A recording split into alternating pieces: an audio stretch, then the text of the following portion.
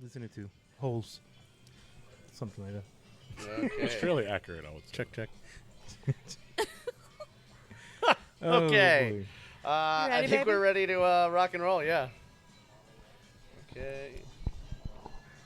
Brew Happy! We're the longest-running beer podcast in the Pacific Northwest. Why wouldn't they be listening to us? So many different beers! I got you something really good and really delicious. Oh my god. You listen to the Brew Happy show, so do I. Do it. It's not about the beer. It's about the beer. Oh yeah, that's Brew Happy. That's right. You are listening to the Brew Happy Show weekly podcast. Thank you so much for tuning in wherever podcasts are found. I'm the voice of beer, and we are here at Irrelevant Beer in Vancouver, Washington this week. And, of course, we have Fat Josh with us. hello, beautiful people. Hold on. I got to This take off is the mute buttons there. There you go. Hello, beautiful people. And we have the lovely Green Goddess Botanic. Hey, everybody. And we have our special guest, Quin Tinling. Hello, how y'all doing? How you doing? Doing well. Happy to be here. Thanks We're for so happy to be thanks here. for joining us. It's been a while. Thank you for returning to the show. Yeah, it's been a long time. Happy to be here. I think Yeah. his mic is a little low. Yeah, let's turn the... Go ahead and try that again. Hello. Hey, That hey, sounds there we better. go. There we go. Some of that deep, sultry Deep, rich tones. radio sounds. Deep, rich tones. Irrelevant Beer is kind of new for the show. We've talked about you guys a lot in the past, but the last time, we were just talking before the show, the last time you were on the show, Quinn, we were all hanging out at Culmination Brewing, and this was years ago, and you were still working for Hopworks back then. I was. This was, I think, 2016. Yeah. So for the newer listeners, let's talk a little bit about Quinn and your history and what makes you tick. How do we get? Tell us about the road to Irrelevant Beer. I'm one of the few. I say few because I've been in the industry now for almost 17 years. And I started actually before I was able to drink. Wow. I started working in breweries when I was 20, 19 turning 20, like right before my 20th birthday. I graduated high school and I was in touring bands. I was in community college and I went to a university in North Texas called UNT, and I was studying film and education. Okay. I'm actually I was like an assistant teacher for quite a bit, getting into my bachelor's and becoming a teacher full time. And I was in punk bands, and Hell yeah. in the summer, like I was in a full time punk band. Like we would Yeah. tour when we could, like whenever I had breaks and whatnot. And I was still in school and assistant teaching. I had like bar jobs, like bar back jobs and whatnot. Nice. And yeah, all my bandmates were a lot older than me, and I got into homebrewing with them, and we would go on tour, and I'd come back, and like one of my bandmates was working on a packaging line at a brewery in North Texas, and he was saying, hey, like this is a steady gig. You can go and you can like, clean kegs or work on a bottling line, like offloading bottles. It's not crazy in Texas to do that. It's just a job as anything else. We actually had a 16-year-old I was doing it when I was there, and yeah, so I started there. I learned that I loved it, and it was a consistent paycheck as opposed to being in a punk band and touring and making like hardly any money, but like doing it for the love of it. And I like had this passion about beer, and yeah, I just wanted to see how far that road can go. And I apprenticed at a couple of places, and then I finally landed at a place called Lakewood Brewing Company full time, and I was there for quite a while. I was 21 when I first worked there full time. I had been I've been working there as an assistant for quite a while. Is this still back in Texas? Yes, this is Yeah. in North Texas. North Garland, okay. Texas, to be precise. That's Okay. actually where King of the Hill was set. Oh, no kidding. So you probably bumped into Hank Hill. Did you buy propane from him? I tell you what, there's people that are basically that I was person going out to there, say. I assure you. Yeah, probably the reincarnation of it. Mike or Judge is whatever. actually from there, so he was born. I can't remember if it was Garland or Arlington, but so he was born in Garland, I believe, and then his family moved to Arlington, Texas, where the Dallas Cowboy Stadium is now. Oh, And Okay. he made the show Arlen to reflect both of the towns, Okay. So it was Garland and Arlington, and I promise you those people exist. It's a real I'm thing. certain they do. That's funny. But that's where that brewery is, and I worked there for about 3.5 years. I worked in production, and I worked in front of house. I later became the GM there, and it was a good time. That started me on a path really early on in my 20s, and I just couldn't stop. Like, I wanted to get back into production for being a GM. And then everything was more focused on like beer, being in production, being a brewer, being a better brewer, and so I bounced around a lot. So from there, I moved to Nevada. Then I was in Nevada for a while for family. And Why Nevada? Just because you had folks there? I had family there. My older brothers are I'm the youngest of 5. And my older siblings are quite a bit older than me. Wow.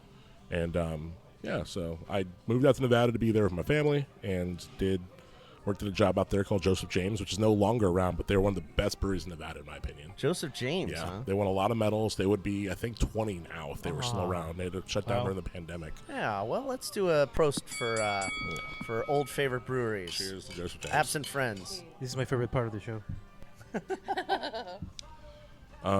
From there, I was a huge fan of Portland. Loved Portland a lot. Had a lot of friends out here. My ex-fiance grew up out here, and it was one of those things where we came out, and I was just, this is the place I need to be at. Yeah. So I knew the previous brewmaster and I say brewmaster, not head brewer, because there's a very different distinction, but the previous brewmaster at Hopworks, and I applied for a job. I'd already known him, and I was like, hey, I know you guys need someone, so I'm willing to move out there. And I did, and it was one of the best decisions I've ever made in my life. Nice. It was an interesting place to work. I was there for 3 years. What was your favorite thing about it? Honestly, the team. Yeah? The team was great. It was a lot of people functioning under pressure and just getting along really well. Did you know Tom Bly? Oh, yeah. Yeah. Tom's a very close friend of mine. Okay. Love him to death. Yeah, he's a great guy. Yeah, he's a great guy. I used to bump into him all the time when I did Bruvana brewery tours. Oh, that sounds about right. Yeah, on that time, yeah. It's just kind of crazy. Like, we're thinking about a relic, and it doesn't seem like that long ago, but in Portland history, the beer culture was so much different. Yeah, it was. Just 10 years ago. Yeah. It's just so much. It's so different compared So, to what it is what now. was your title at Hopworks? At Hopworks, I started actually as a cellarman, and then I became a brewer. It's a pretty common as a cellar path. worker. Like, we were a pretty big facility. Like, in terms of Oregon has a lot of breweries, but the craft brewery scene, there's so many small spots that have, like, kid you not, like 1 to 3 people operating the breweries. So Hopworks at that time, like, we were doing around 15,000 barrels a year, which was a decent amount of beer. I mean, I think we were doing that before Breakside even had a Milwaukee location. It was a lot of beer. And so there was around 15 of us that had to do with distribution, production of beer, packaging of beer. So it was a very nuanced space. It was a very tight space. You're making a lot of beer in a very tight space, meaning there wasn't a lot of, like, room to work in, and there were so many bodies just trying to get a job done. So I learned a lot there of working under pressure, as we all did, and I still love everyone that I worked with. And it was a stepping stone in my relationship with beer and being a brewer and learning production. Was being there. And, I will always cherish it. But yeah, there was a time and a place for it. That's great, man. That is great. I think a lot of people will echo that too in the beer community. Yeah. The community is something really special, I think, in Portland. Yeah, it's different. And if you find yourself amidst a good team, I think it becomes a really valuable learning experience. You know, you work with people that you enjoy being around, and so you're more receptive to their lessons and the wisdom that they want to dispel. And the thing that I think is that I hear all the time is that there's always collabs happening between these beer names, and so some of these people are probably people you worked with at some point that went off to do things like you did. So you have these opportunities for networking when you're getting into the industry, and then when you grow up and become a big boy, you know, it's like you have your own big thing now, and now your friends also have that too, so now you can all brew beer together. It's like the shit. Yeah, you probably cool. wound up doing collabs with people that maybe you used to work with or not come as many across. as you'd think. Really? Not, Yeah, that is kind of shocking. That's not by design. A lot of it's kind of nuanced. It depends on your brewery. It depends on how you want to operate your brewery. how you align your values, like what kind of at the end of the day, it's like there's two fundamental things.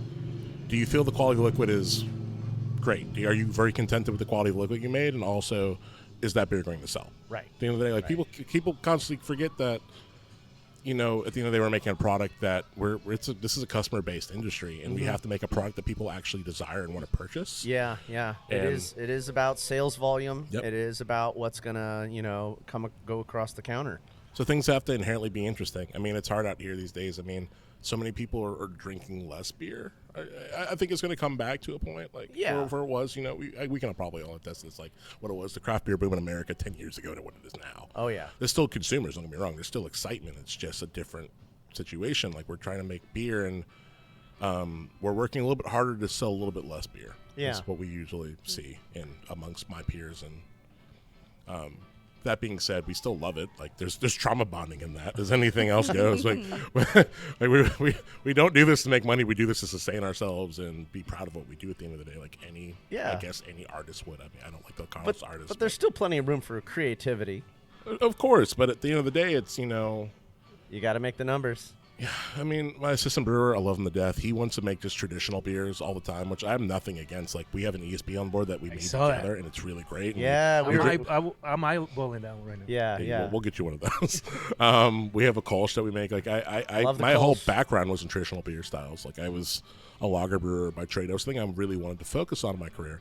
And also a thing that most people aren't even aware of was lager beer wasn't that interesting until, like, 6-7 years ago. Very true. Yeah, everyone made them kind of begrudgingly, or made one to like. I mean, brewers always cared about lagers, but it was the craft beer wasn't synonymous with lager, because if that was the case, Gordon beer should have been bigger than what they were. It's true. And like a lot of places that were paving the ground for traditional styles would have been more noted. But I think when Base Camp was in their heyday, they helped. I remember Base Camp. I think they really helped kind of expose the Portland market to lagers. More pilsners started becoming more prevalent. Freem kind of jumped on the bandwagon there and started pushing them a lot more. And it's about 7-10 years ago. I started noticing a noted uptick. I was selling beers across the counter. I was selling beers to buyers for breweries and doing deliveries here and there. And I was noticing a lot of that movement happening. What was little by little those that style of beer, those styles started, moving higher. What was the hot ticket before lagers? Like, it's always been IPAs. It's always been IPAs. It was IPA, barrel-aged beer, or weird beer. Yeah. Weird beer was. Remember, even smoothie beyond Rogue, sours. like Rogue was doing weird things. Like Dogfish was doing weird things. Yeah, like, Rogue was putting. I was on the marketing team when they were doing that sriracha beer. Yeah, and that was interesting. I got some stories about that, but yeah. Okay, that makes sense. Yeah, and then Great Notion came onto the scene, and they were doing these fruity beers and these very heavy beers. The dessert stouts and things. Dessert stouts. And the smoothie sours were like really popular. Smoothie sours were kind of entering the market. And you had Drecker, and Great Notion, really pushing that kind of stuff. And then it just kind of switched about 6-7 years ago to like a more traditional style. You think people just kind of appreciated 100%. Yeah, I think people got the simplicity I feel like people got sugared out. I mean, that's interesting. I don't even know if it was that. I think there's like a retraction, and people wanted just simplicity again. Yeah. I meet younger people in the industry all the time still, and just, like being younger and being confident, like, I know what I want to do, and this is the beer I want to drink, yada, yada, yada. And it's like, well, you don't know what it was back then. And like, the same as like I could say about other people that I admire, and I've never been in the industry for a long time, like Van Havoc from Gigantic and Ben Love, and like where people have worked in the industry for so long and know what beer was like. I love those guys, before I was in the industry. And beer was so much more malt forward in a different direction in terms of palatability, and like it was what the focus of that beer was. Right. And now you have these younger people getting in the industry who's like, well, lager and like low alcohol and like more nuance, and it's like that's all we've been trying to get to.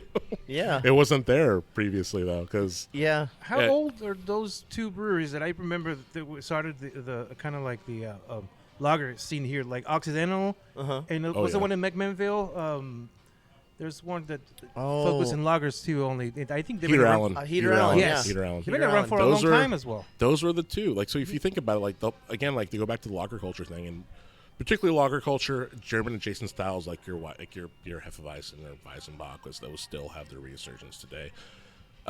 Those were some of the old guard of doing that when everyone was just making, like, McMenamins doing what they were doing, the Shoots doing what they were doing, and pale ale, porter, IPA, malty, Northwest IPAs. Yeah.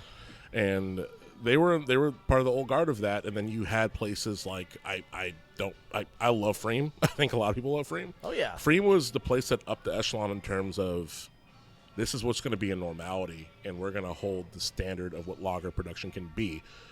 I mean, everyone who's worked for that program or worked for Chuck and Nut believed in that ethos. Yeah. And that was a really good thing for the industry, I feel like, because it also expanded like beer, not just lager, but beer to so many more people. Yeah. Because there's a lot of people that weren't hop focused or didn't want big boozy beers or stouts and, you know, weird beers that were just holding people's interest. There's always a time and a place yeah, for that. something that was nuanced and good and traditional, like traditional aside, just something that was drinkable. Yeah. And you can find something simple Sessionable about it. and Yeah. classic, and refreshing too. It's the type of thing I want to drink on a hot day, on an autumn night.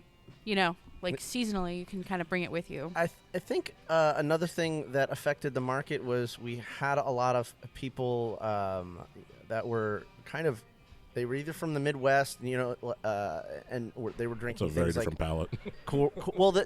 they were drinking things like Coors Light and Bud Light and, you know, Michelob, and, you know, those are very they're lagers. Those are pilsners, and when they're moving out here, they're being exposed to all of these, you know, radical, you know, tastes according to their palate. And so there has to be an introduction, and I think a lot of breweries were like, all right, well, let's start making some pilsners so we can at least get these new people that are coming into town in the door and give them something that they can enjoy. And it's just another reach across the bar for something else on the menu that they can introduce them to. There's two breweries also that I just remember. They're not as old as the ones I mentioned before, but they have a special place in my heart because I love lagers. Zoigl House. Oh yeah. And Wayfinder. Yeah. Oh, I was Yep. going to say Great Wayfinder. lagers. Wayfinder's my alma mater. I used to brew there. I was a brewer there for a little while. Very nice. Yeah. So, and I don't, you don't know this, but I mentioned this on the show several times before. About 15 years ago, the doctor found that I'm allergic to Northwest hops, so I have to switch from IPAs to lagers. Specifically, yeah. If he has the letter C in the beginning, it's gonna give me hypes. Oh, That's such a bummer. God, this is like my favorite thing. That would destroy my world. Like, I can't have C hops. Remember the C note? Lompoc, I think it was. Lompoc, Yes, yeah, Lompoc, the C Lompoc, note. Lompoc, I will die if I drink that. Oh man. Uh-oh. We Somebody can't get have that EpiPen. So I had to switch to lagers, and lager became a big part of my life. And so yeah, I'm a big fan of lagers. And now that we're talking about this, it's Yeah. pretty I'm good. so I went to glad. Germany just so I could drink a I bunch know. of Like, lagers. I see the free shirt. I see your love for Kolsch. Oh yeah. So the adjacents also to lager. Yeah.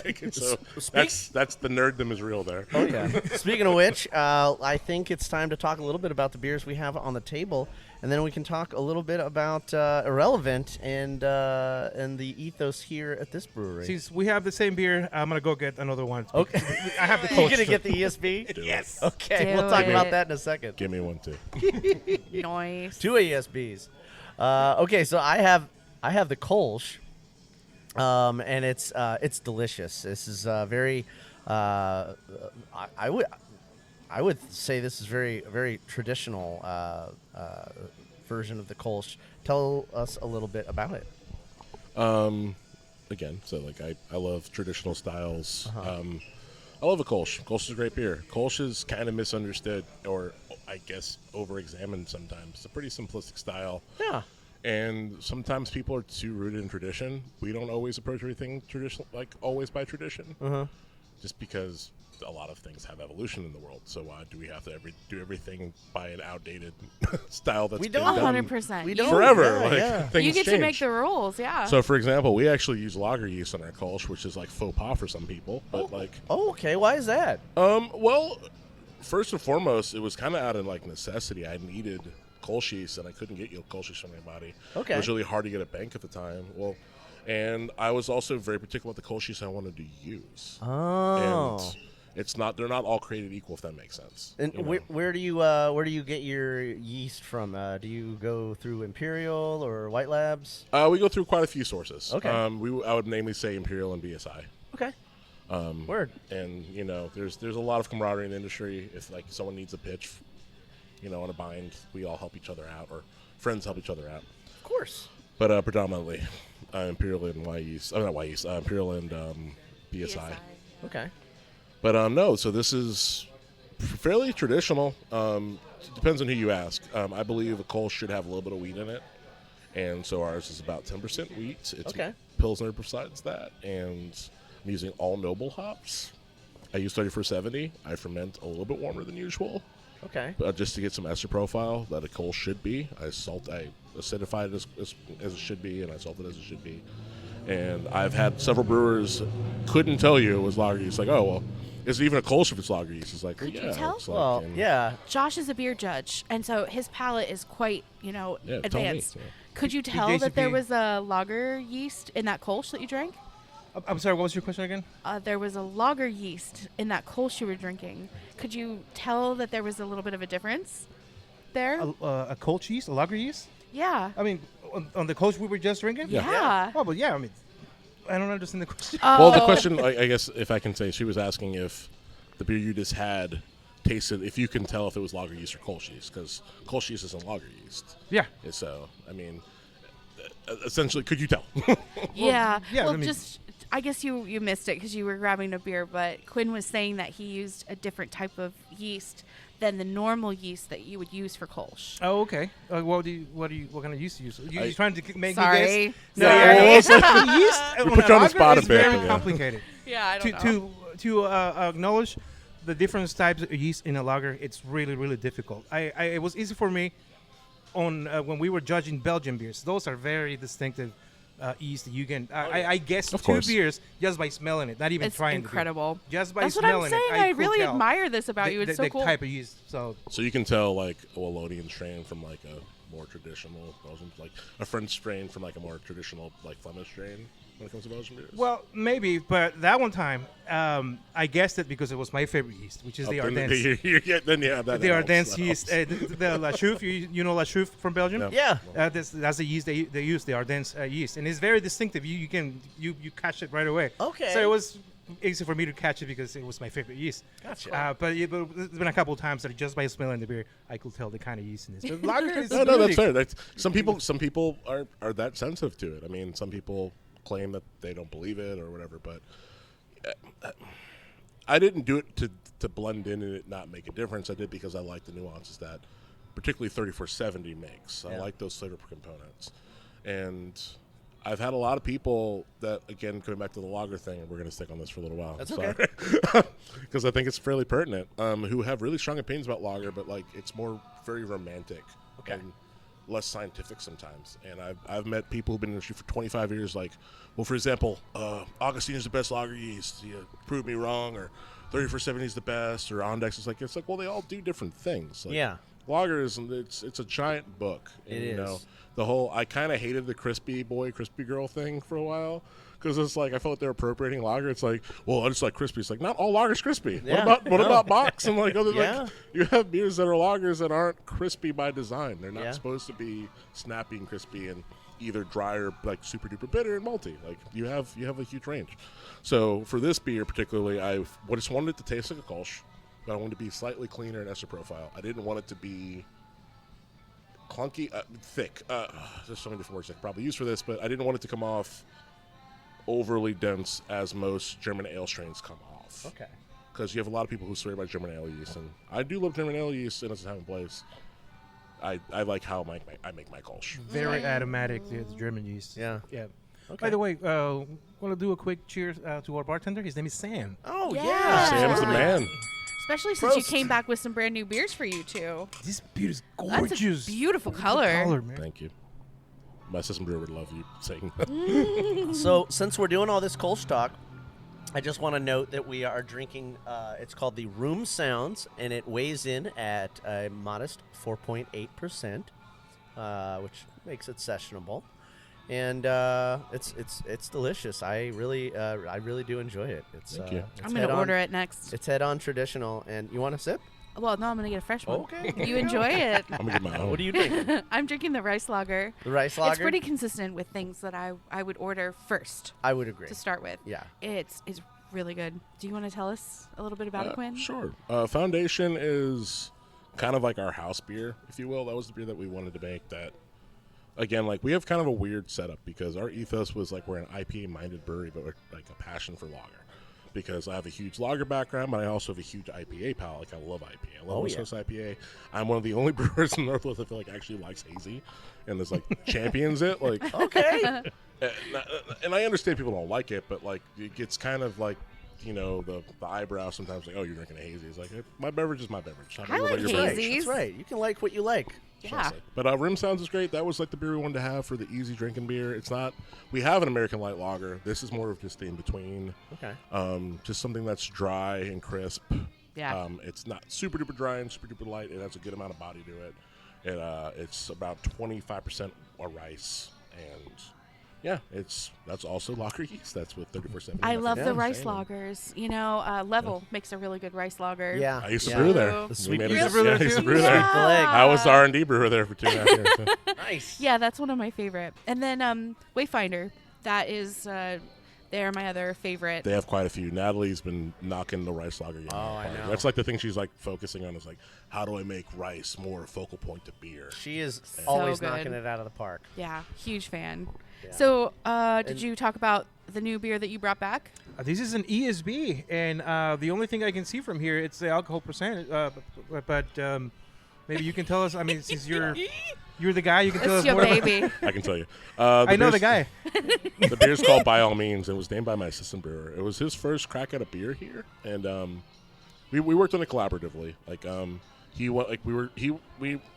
we're a hop focused brewery, and before we expanded our brewery, which I can touch later, we were just trying to make the beers again. Beers have to sell, especially if you're a small brewery. Like I would love to make a lot of other traditional styles like Rziski and whatnot, but like ultimately that's going to be kind of a hard sell for people. Oh, yeah. That's That's a good one, though. And like the running joke that me and him have is like he's like, I want to make Rziski. Is like, do you want a bonus this year? Right. Yeah.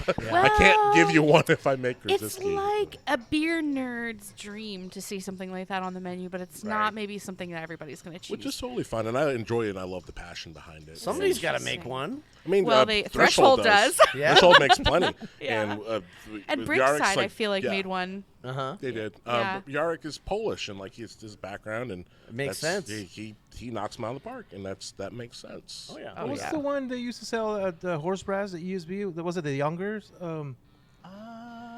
Was it one made for the younger ESB? Oh, my goodness. I should Can't know remember this. that. Was it Lompoc? I don't remember, man. But they used to have it on tap all the time, and I think it was called Youngers ESB. Yeah. And I Could have just well have been, yeah. I know what can't you're remember talking who about. made it. I do miss Lompoc. Lompoc knocked quite a few. I think that they don't get the love that they should have gotten in hindsight. I think I since they're like a agree. relic now, in hindsight, they made some stuff really, really well, and I think that they made so many beers though, like so many beers.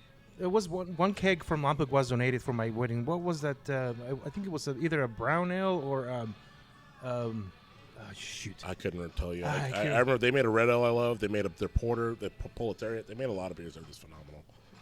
Oh, the Proletariat was very Proletariat good. was so good. That was a good seller, too. Yeah.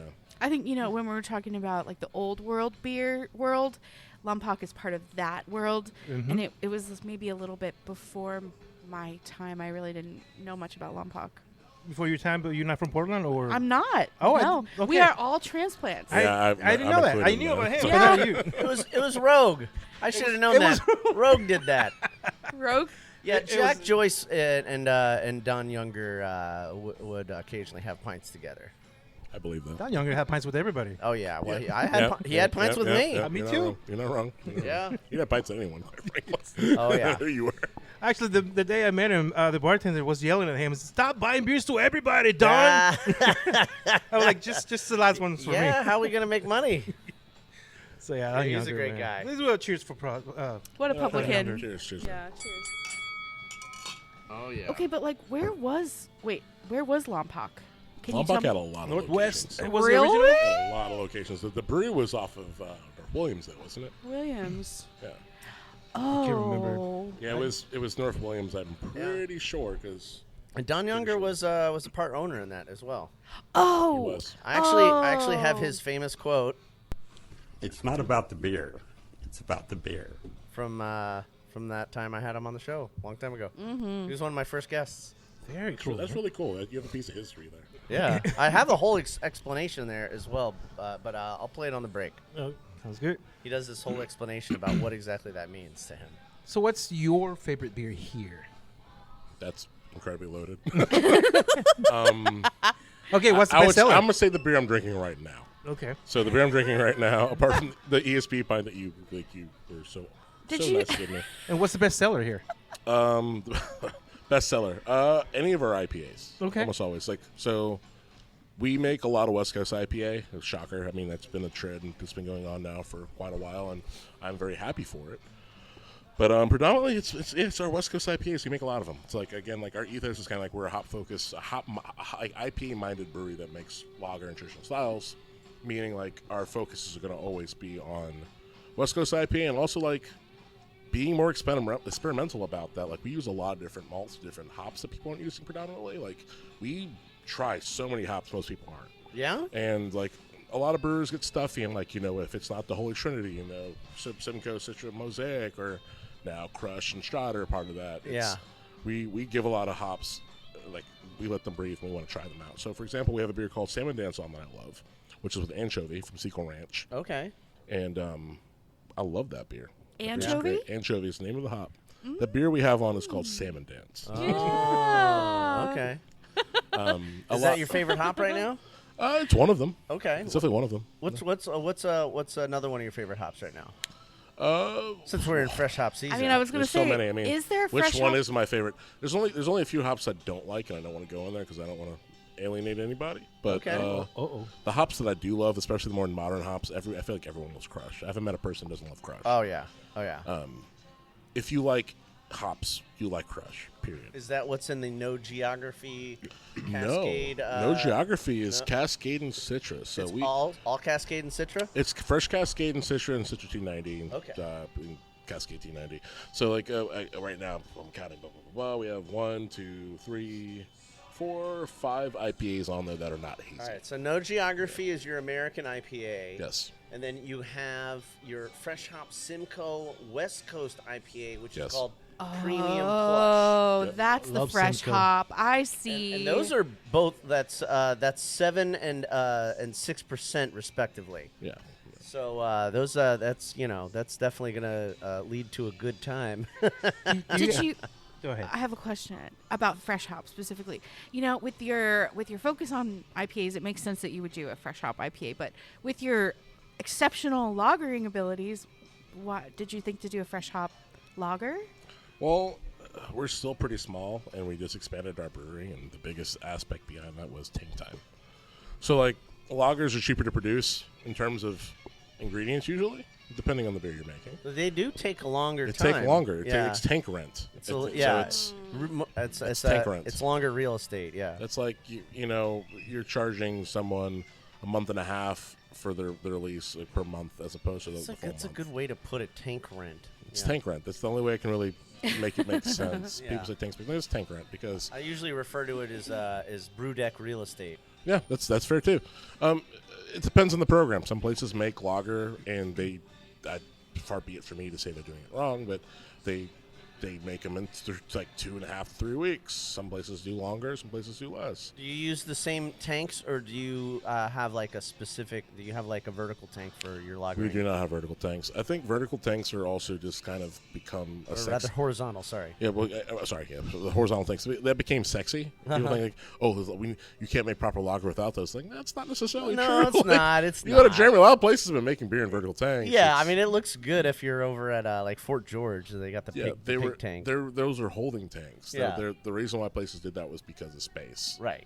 and they were able to stack them in a certain way. It's basically like a lager or a bright tank. There's old wives' tales people like you make the best lager, and it's like I don't agree. There's plenty of look at Freem. There's plenty of places that make phenomenal lager. Great job. That don't have horizontal tanks. Yeah. There's not a right or wrong in doing any of these things. It's what your preference is. Thank you. Yeah, we do like to get into homebrew stuff, and I've had questions from homebrewers where like, well, I don't know if I can make a lager because I don't have the right equipment for that. And I'm like, well, if you're already making ales, you can make lagers. As long as you can keep them cold enough. Yeah, it's really it's more about temperature than and your clarification than it is about what type you're holding it in. Do you have any beers on tap right now that has Amarillo hops? No, we don't use Amarillo that often. I do like Amarillo. But That's my favorite hop. Yeah, we I haven't like used that one, Amarillo in quite a while. Are you able to have Amarillo? Yes, that's one of the few ones that I can't have C-hops. I can Okay. have. It's so It's specific. an A1, so Actually, my favorite beer that I brew besides you have Pineapple such a Express. prejudice allergy. I know. It's a Northwest. I brew a Northwest Red Amarillo single hop, and it's That sounds fantastic. delightful. It's I so bet wonderful. that sounds delightful. It's beautiful. Josh- Crystal 75 for that ruby red color. That's what I use. Yeah. Are you allowed to drink Strata hops? It's not a C-hop. So here's Yeah, the right? thing. I can drink all the hops. If I take a Benadryl, the rash goes away. Because But Benadryl kind of gives me a little. And then I get the best sleep of my life. the reason I asked because True Love waits for you, Josh. Oh yeah, the Strata. That's the name of the Fresh Hop Oh, Strata oh. Hazy IPA. There's no C-hops in that beer. Oh, okay. Well, And it's a let's- collab let's with Great go. Notion. We just won a gold medal for that beer. Do actually. you want to tell them a little bit about that beer while I go get a couple samples for us? Gladly. Hey, Demi, Yeah. they have a rye beer on tap too. Oh, That's all right. very Priced much out. on I think me. that's going to be my next one. Yeah. Thanks for the heads up. All right. So yeah, True Love Waits. We just got a gold medal from Best of Craft. I believe it's a Bend competition, but it's national, but it's mostly people from the West Coast doing it. But I know we really believe in doing collabs for a lot of reasons. Not just because people think they're cool. We do them because like we learn from them. And my biggest proponent in this industry is if you think you know everything, you're doing you're in the wrong job. Like there's always room for growth. There's always room to learn about how to make good beer or better beer, or just frankly just something different. So Rob, who's the head brewer, I guess production manager at Great Notion, is one of my best friends. And I approached him and I was like, hey man, like we did a beer earlier past last year called All Apologies. All of our collabs in our brewery are music themes. Cool. He's a big Nirvana geek, and I was like, "Hey, like let's make a beer like about Nirvana." So it worked out, and we're very proud of that beer, and we got a lot of people who loved it. So them being the champions of hazy in a way, they won a lot of medals for hazy. Yes, they were do. arguably the first brewery to bring hazy to the West Coast. Really? People say Great monkish, but realistically, it really was Great Notion. It wasn't Bottle Logic. It wasn't monkish. It was Great Notion. They were like the first to really Wow. do it, at least from my memory. Yeah. Well, I mean, I feel like from the second they dropped, the hype around them never died. It was like there was so much that they were coming out with. There was a lot of experimental stuff. I'm not like a huge fan of sour beers, but they're strange combinations with the blueberry and the pancakes and Oh, the yeah. maple syrup. I'm just like, wow. Well, they were making beer at the end of the day that everyone could approach and understand, and it wasn't stuffy. And it was also gender neutral, which is incredibly important. Like, a lot of people have scoffed at the hard seltzer world, but at the end of the day, people understand flavors, and they don't care about whatever associated culture or status that a beverage brings. They want to just have a beverage that makes sense to them and drink it. And what Great Notion was doing at the time was just making things that people can understand. Like, wait, this tastes like a pancake? That's crazy. I want to have that. And their juice junior, Yeah. I feel like was one of my favorites for an entire season. Yeah, exactly. They were doing a thing that like a lot of people who were like raising their brow at in the beer industry here were just.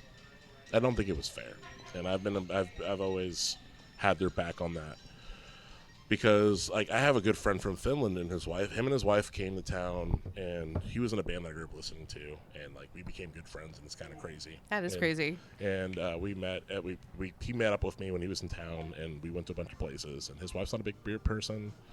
I was making whiskey at the time. I wasn't even making beer. I was making whiskey. Wait, what? I was making whiskey at the time. I took a brief break. We're gonna have to go back to your timeline. I took a brief break. I'm gonna drink to that. Let's go drink to that. You got me a whiskey, buddy. Big time. So I left Hopworks and went to go work for a place called Westward Whiskey.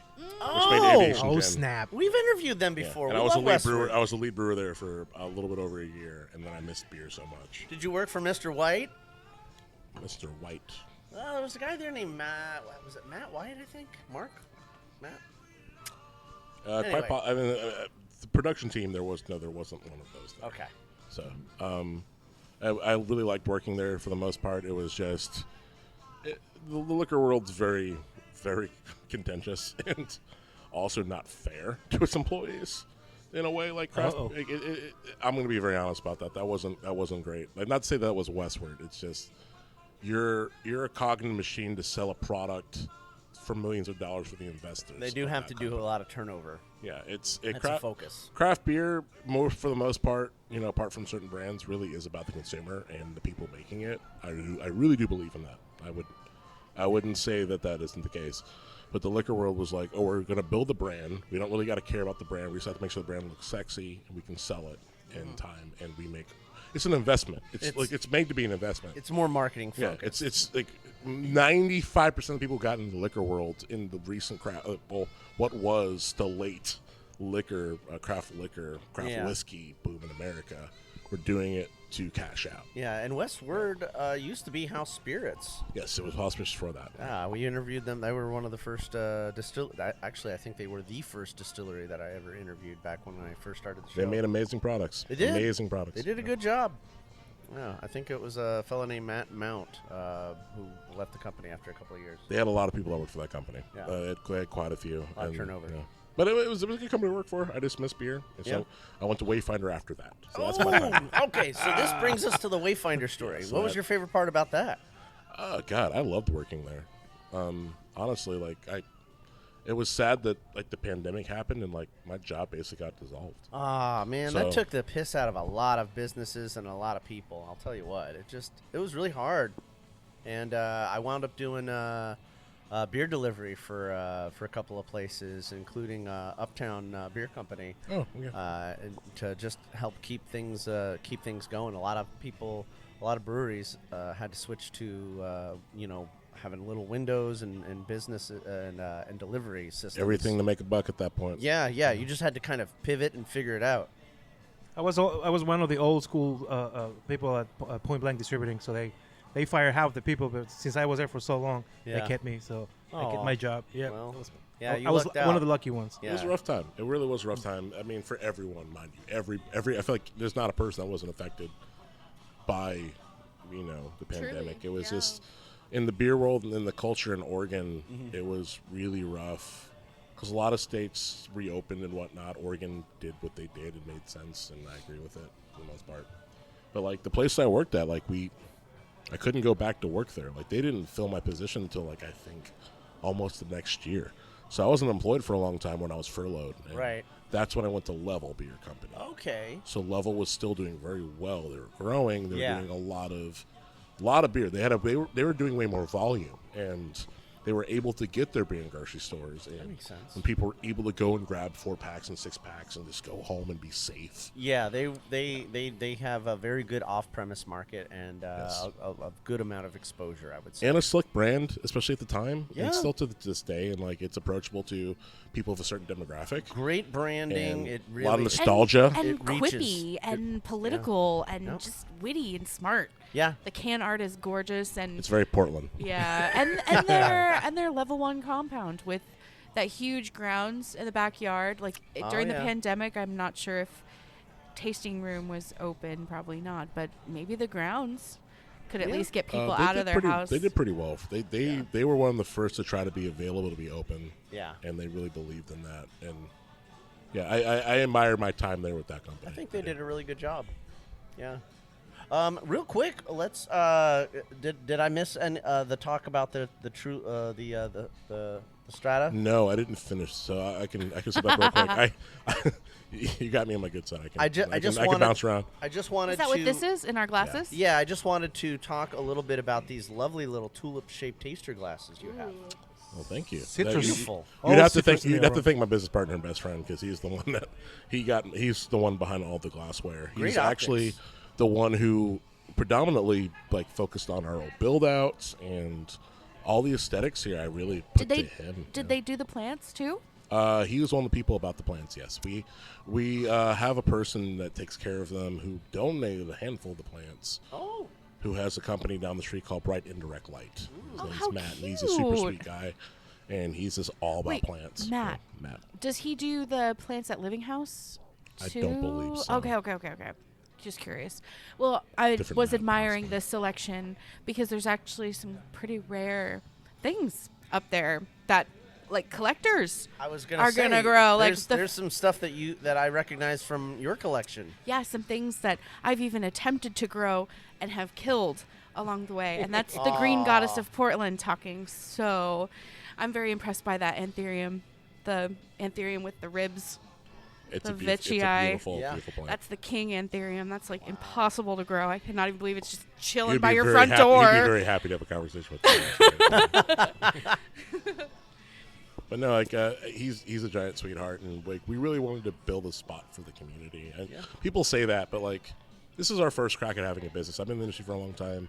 So is my business partner, and it was, how do we do a thing in Vancouver that we're proud of? We're not just trying to make money up people's backs.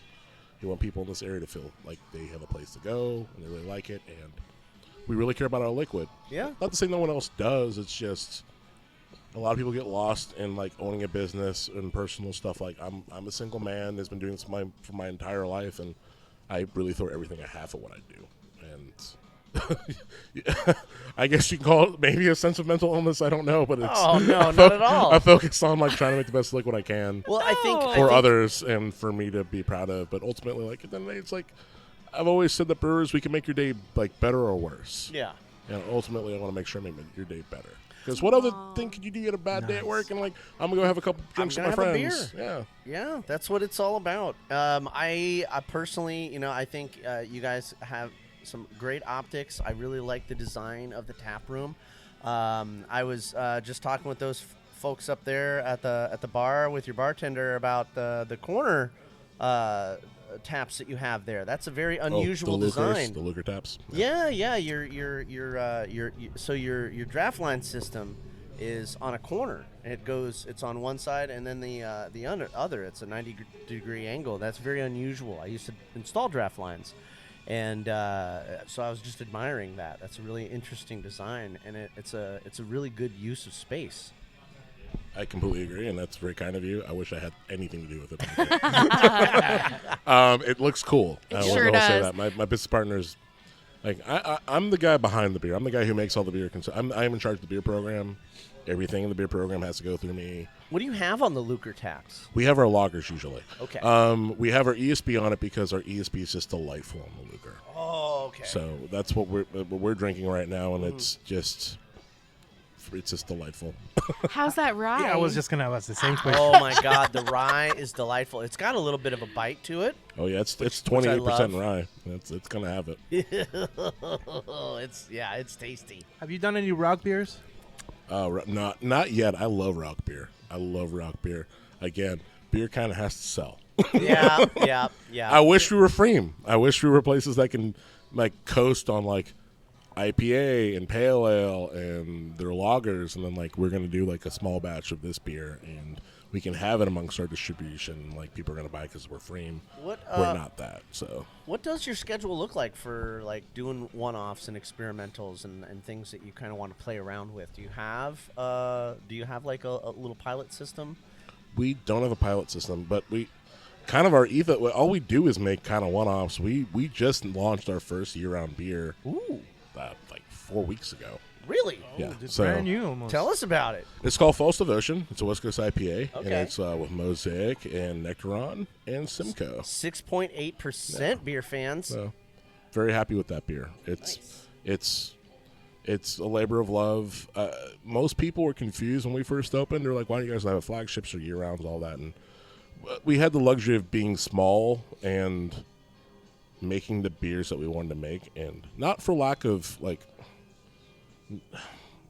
trying. It was just one of these things where I feel like a lot of breweries open up and it's like, we're gonna do this and this and this, and like they're gonna like be very solid and have a big old idea. At the end of the day, it's your consumers.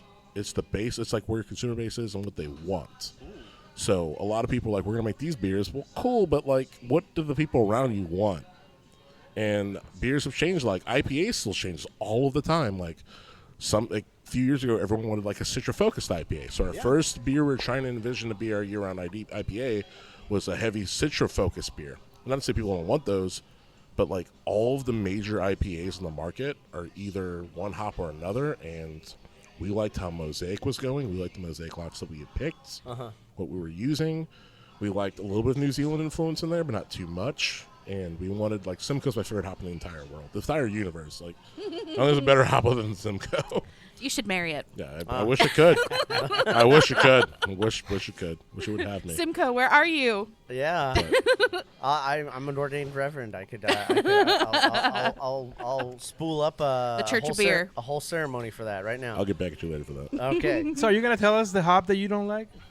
No. Oh, okay. There's several. He doesn't want. Quinn doesn't want to make several. enemies. He wants Well, it's to make not about friends. making enemies at the end of the day. It's like, it's just my opinion, man. Like, Yeah. I'm not that important in the long scheme of things. Well, Like, yeah. it's what you do in your program. Yeah, And yeah. Like Ben from Breakside, he doesn't like oats.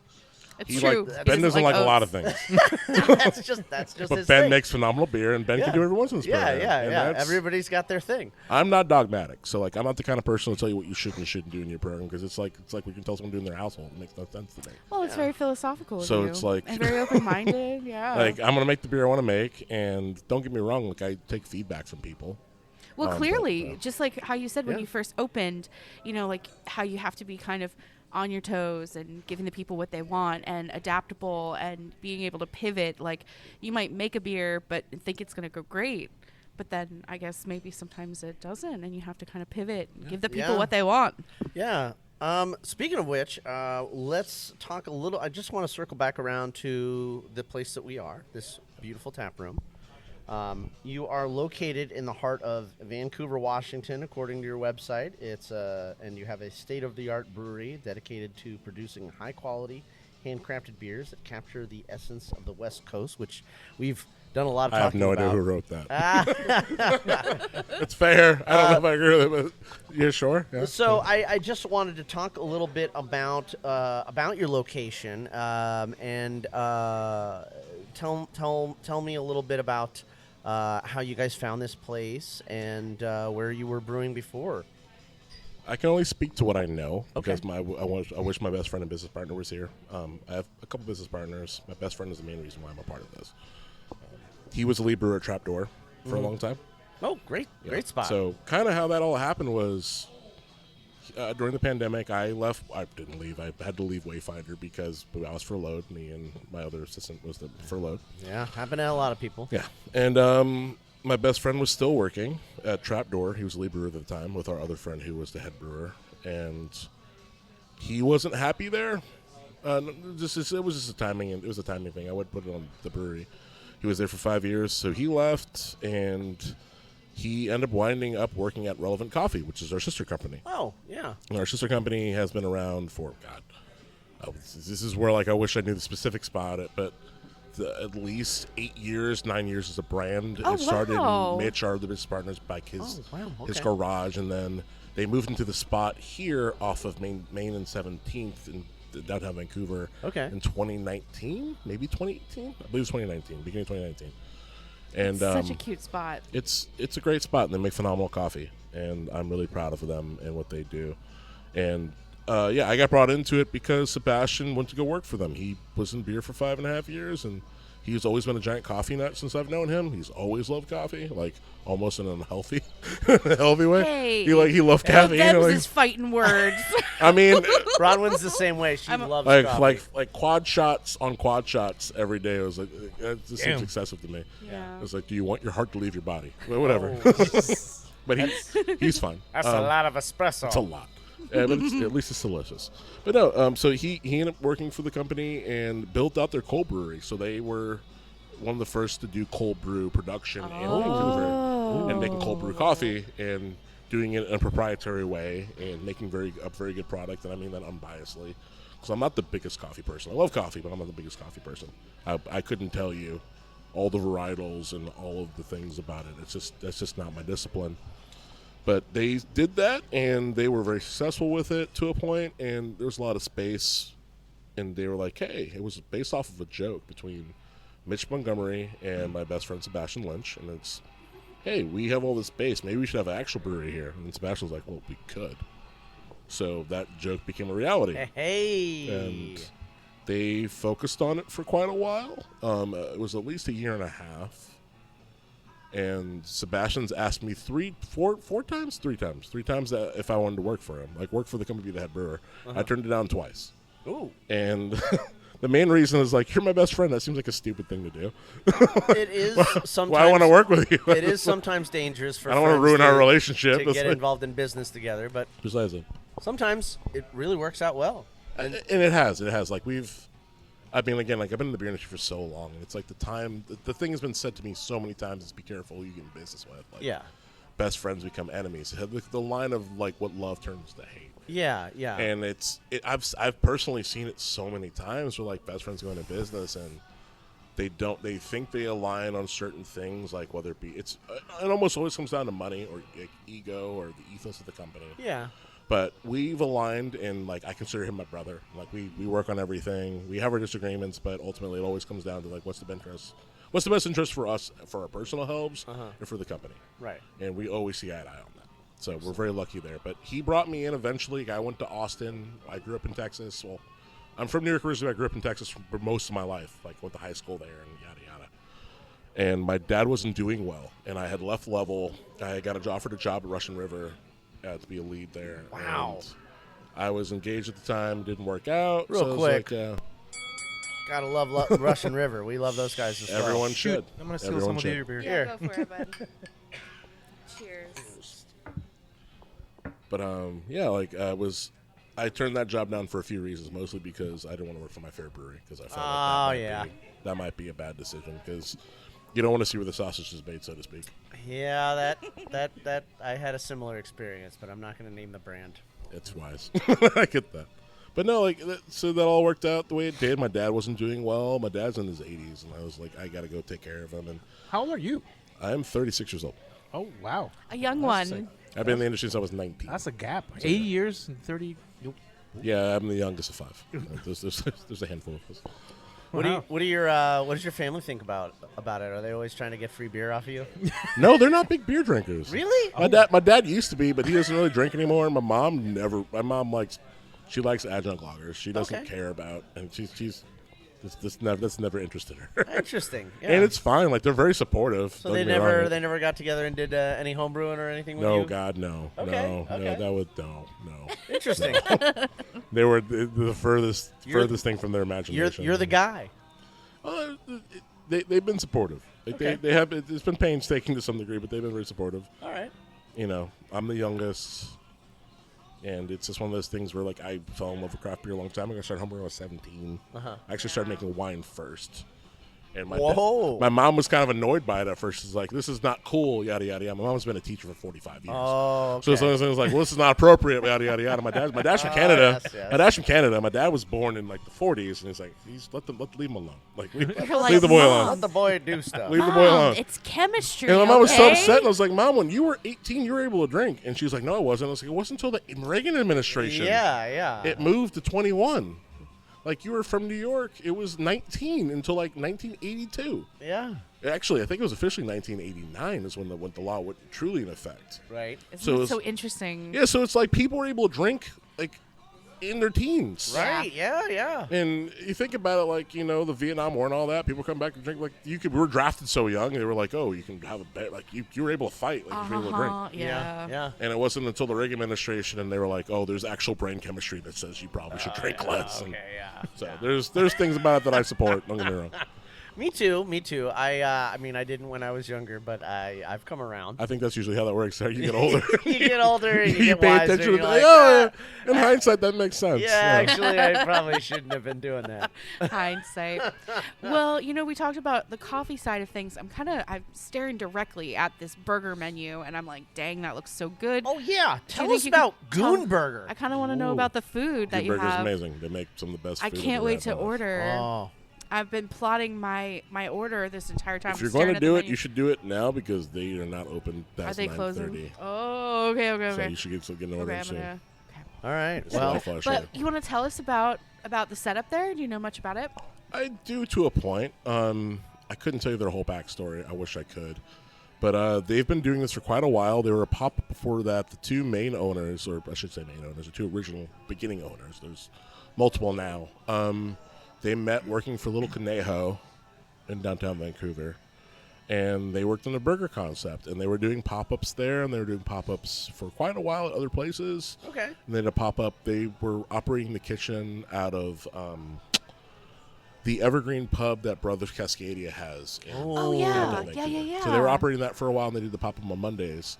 And it's just really good. They did a couple pop-ups for us. They did our open when we opened last year. They did that one, and they've done, I think, one or two more since then. And it's just good. They're making really good smash burgers. Ooh, They I put can't wait. they put their heart into it. Yeah. And their goon sauce is amazing, and like they're using like Japanese curry and those other things.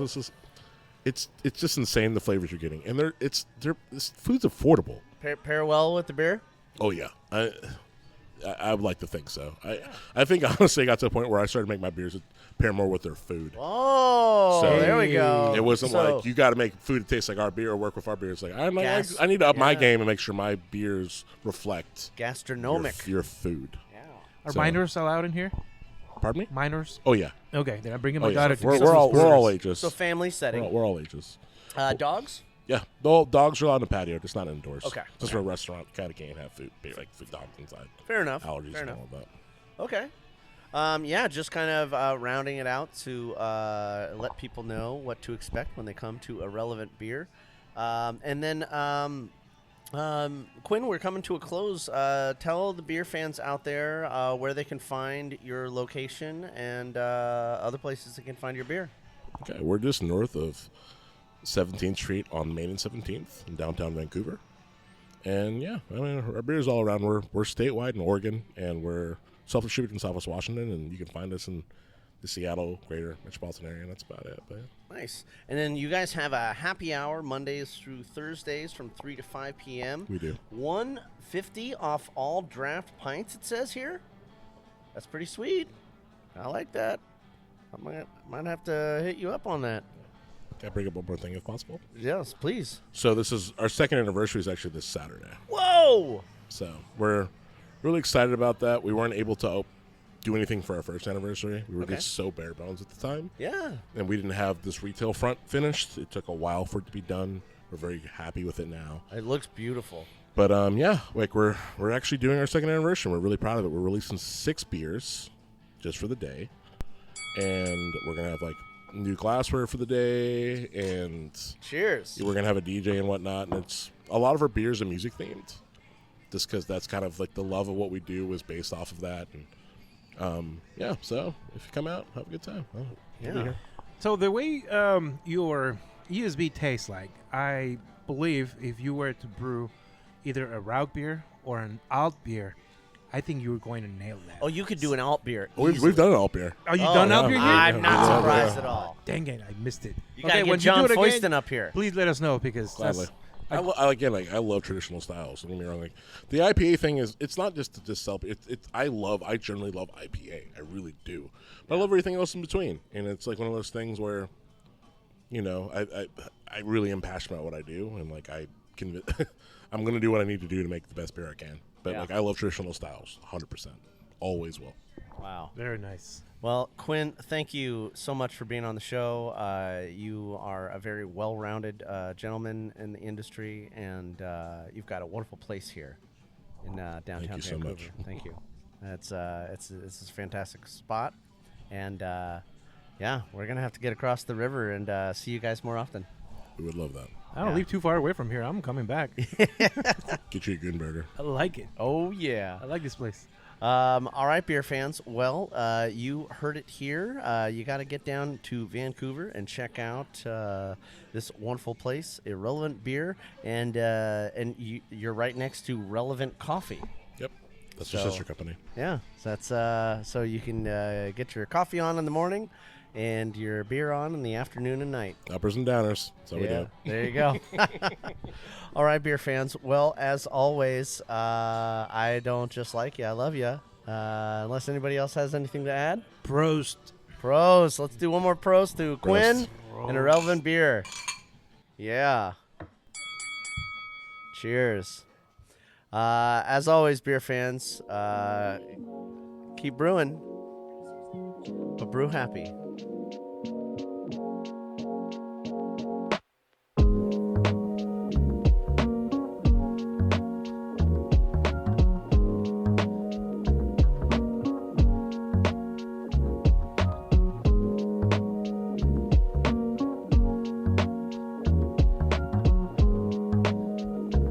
This production is brought to you by Brew Happy Media, the ultimate brewers media resource. For more information, go to thebrewhappyshow.com and brewhappypodcast.com. Follow us on Twitter, Facebook, and YouTube at Brew Happy. For more cigar pairings, please check out our sponsor, paulcigars.net. Questions, concerns, advertising, or guest relations, please reach us at brewhappypdx@gmail.com. Remember, brew happy, drink responsibly. Cheers.